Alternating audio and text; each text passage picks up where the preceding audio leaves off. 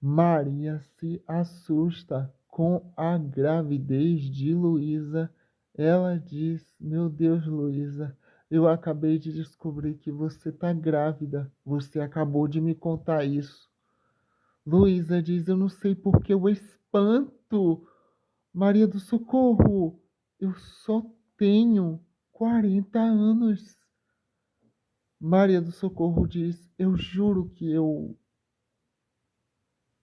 não que eu queira te ofender, mas que eu te acho mais eu te achava, na verdade, mais velha do que a,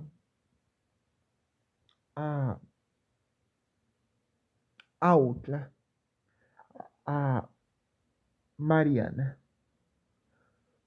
Luísa diz: Não, eu tenho 40 anos. E a Mariana tem 41.